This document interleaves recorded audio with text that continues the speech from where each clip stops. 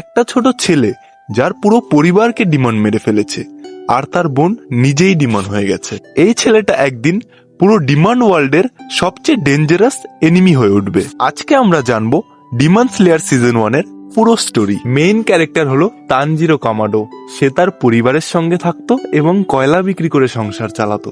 একদিন সে কয়লা বিক্রি করতে শহরে যায় এবং রাতে বাড়ি ফিরতে দেরি হয়ে যায়। পরের দিন সে বাড়ি ফিরে দেখে তার পুরো পরিবার মারা গেছে, শুধুমাত্র তার বোন বেঁচে আছে, কিন্তু সেও ডিমন হয়ে গেছে। তানজিরো তার বোনকে বাঁচানোর চেষ্টা করে। এ সময় তার দেখা হয় গিউ তোমিওকার সাথে। গিউ বুঝতে পারে নেজুকো অন্য ডিমনদের মতো নয়, তাই সে তানজিরোকে ডিমন স্লেয়ার হওয়ার জন্য ট্রেনিং নিতে বলে। তানজিরো ট্রেনিং নেয় সাকোনজি উরোকোদাকি এর কাছে, যিনি ছিলেন একজন ওয়াটার হাসিরা। সে ওয়াটার ব্রিদিং টেকনিক শেখে এবং ফাইনাল সিলেকশন এক্সাম পাশ করে। এরপর সে অফিসিয়ালি ডিমন স্লেয়ার কর্পসে জয়েন করে। তার জার্নিতে তানজিরো দুইজন বন্ধু পায়, জেনেৎসু এবং ইনোসুকে। তারা একসাথে ডিমনের বিরুদ্ধে ফাইট করে।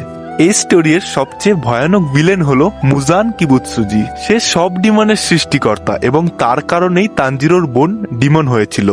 তাই তানজিরো প্রতিজ্ঞা করে সে কিবুৎসুজি মুজানকে হারাবে। তানজিরো মূলত মুজানকে হারিয়ে আবার তার বোনকে মানুষ তৈরি করতে চেয়েছিল। এখন তার জীবনের উদ্দেশ্য ছিল মুজানকে হারানো এবং তার বোনকে বাঁচানো।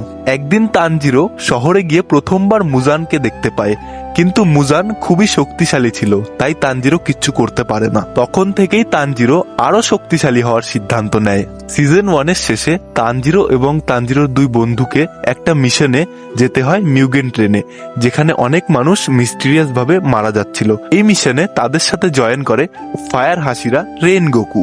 আর এইখানেই ডিমন স্লেয়ারের সিজন 1 শেষ হয়ে যায়। তোমরা যদি ডিমন স্লেয়ারের সিজন 2 এর এক্সপ্লেনেশন দেখতে চাও, অথবা ডিমন স্লেয়ারের সিজন 1 এর ডিটেল এক্সপ্লেনেশন দেখতে চাও, অথবা অ্যানিমে রিলেটেড কোনো কন্টেন্ট দেখতে চাও, তাহলে অবশ্যই এই চ্যানেলটিকে সাবস্ক্রাইব করো। এখানে অ্যানিমে রিলেটেড কন্টেন্ট তোমরা দেখতে পাবে, বিভিন্ন অ্যানিমের এক্সপ্লেনেশনও তোমরা দেখতে পাবে, ডিমন স্লেয়ারেরও সমস্ত সিজনের এক্সপ্লেনেশন দেখতে পাবে। এই চ্যানেলে তোমরা কি ধরনের কন্টেন্ট দেখতে চাও, কোন অ্যানিমের এক্সপ্লেনেশন দেখতে চাও, সেটা তোমরা কমেন্ট করতে পারো। আমি অবশ্যই সেই বিষয়ে ভিডিও বানাবো। এখনকার মতো আসছি, সবাই ভালো থাকো, ফাটিয়ে অ্যানিমে দেখো।